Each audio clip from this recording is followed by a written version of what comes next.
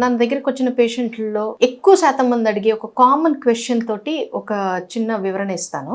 Doctor గారు, నా చెవిలో ఏదో ఉందండి, ఒకసారి క్లీన్ చేయించుకుందామని వచ్చాను, రొటీన్ క్లీనింగ్ కోసం వచ్చాను.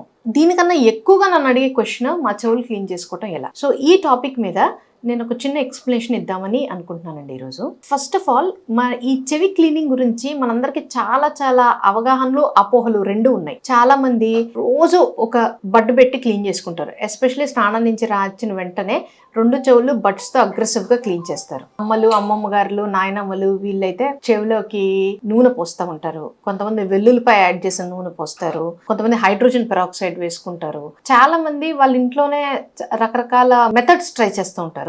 ఇన్ ద అటెంప్ట్ ఆఫ్ చెవిని క్లీన్ చేయాలి, మనం స్నానం చేసినట్టుగానే మన చెవిని కూడా మనం శుభ్రం చేసుకోవాలి. ఇంకోటి, మనం చాలా మంది చూస్తూ ఉంటాం, బయట బస్ స్టాండ్ దగ్గర అక్కడ ఉండి చెవి క్లీన్ చేయించుకుంటారు రొటీన్ గా. సో అవి ఎంతవరకు కరెక్ట్, దానివల్ల యూజ్ ఏంటి, అసలు చెవి క్లీన్ చేసుకోవాలా అక్కర్లేదా, when you should consult a doctor. First of all, చెవిని మనంగా శుభ్రం చేయాల్సిన అవసరం లేదు. ఎందుకని అంటే, చెవిలో ఉన్న చర్మానికి సెల్ఫ్ మైగ్రేటరీ అన్న ప్రాపర్టీని దేవుడు పెట్టాడు. అంటే ఏంటంటే, చెవిలో ఉన్న చర్మం ఒక చోట నుంచి ఒక చోటకి కదులుతూ ఉంటుంది. దట్ ఈస్ ద క్వాలిటీ దేవుడు ఆల్రెడీ చెవిలో ఉన్న చర్మానికి పెట్టాడు. ఎగ్జాంపుల్, చెవిలో ఒక పార్టికల్ పెట్టాము, మైక్రోస్కోప్ ద్వారా దాన్ని ఒక చోట ఉన్నట్టుగా చూసాము. ఒక నెల రోజుల తర్వాత చూస్తే అది రోజుకు ఒక్కొక్క మిల్లీమీటర్ చొప్పున దానంతట అది కదులుకుంటూ బయటకు వచ్చేస్తుంది.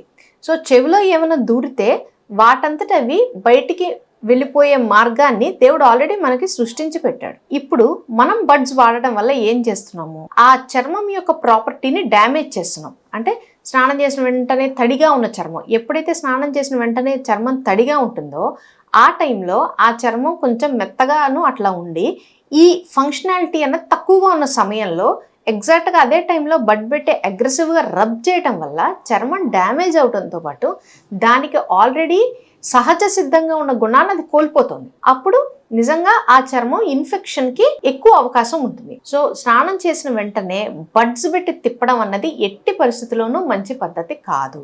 మరి చెవిలో మేము క్లీనింగ్ ఎలా చేసుకోవాలి? సో ఆల్రెడీ మెన్షన్ చేసినట్టు చెవిలో ఉన్న చర్మానికి సెల్ఫ్ మైగ్రేటరీ ప్రాపర్టీ ఉండటం వల్ల తయారైన వ్యాక్స్ అన్నది దానంతటది ఒక బ్లాంకెట్ లాగా బయటకు మూవ్ అయిపోతుంది. సో మనంగా క్లీన్ చేయవలసిన అవసరం లేదు. మరి ఎప్పుడు డాక్టర్ని కలవాలి? ఎప్పుడైతే కొంతమందిలో జన్యురీత్యా వాళ్ళకి వ్యాక్స్ యొక్క ప్రొడక్షన్ ఎక్కువగా ఉంటుంది, అంటే చాలా ఎక్కువగా వ్యాక్స్ తయారవుతూ ఉంటుంది అనమాట. తయారయ్యి అది బయటికి వెళ్ళకుండా అక్కడే ఉండి గుమిగూడిపోయి కొంతమందిలో సాఫ్ట్గా ఉంటుంది, కొంతమందిలో ఒక రాయిలాగా తయారవుతుంది. సో అలాంటి టైంలో వినిపించకుండా చెవిలో ఏదో అడ్డు పెట్టేసినట్టు ఫీల్ అవుతారు. ఆ టైంలో సెల్ఫ్గా క్లీన్ చేసుకోకుండా ఖచ్చితంగా ఒక డాక్టర్ దగ్గరికి వెళ్తే మేము జాగ్రత్తగా స్కిన్కి ఎటువంటి ఇంజరీ అవ్వకుండా దాన్ని తీసేస్తాం.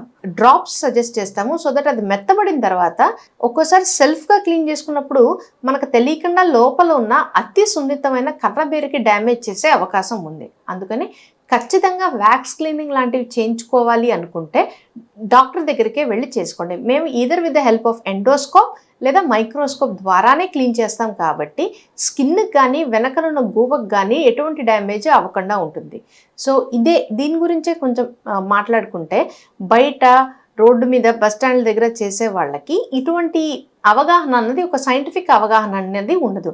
సో వాళ్ళు తీయడం వల్ల ఇన్ఫెక్షన్ రావడం అవ్వచ్చు, స్కిన్ డ్యామేజ్ అవ్వచ్చు, మళ్ళీ గూబకి ఇంజరీ జరగచ్చు.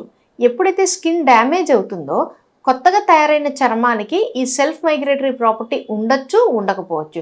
సో గుబులు తీయించుకోవాలనుకున్నప్పుడు దయచేసి అటువంటి పద్ధతులకు కాకుండా ప్రొఫెషనల్గా డాక్టర్ దగ్గరికి వెళ్ళి తీయించుకోవటం అనేది డెఫినెట్లీ రికమెండబుల్. బడ్స్ వాడటం అనేది ఎక్కువగా చేయకూడదు. Thank you.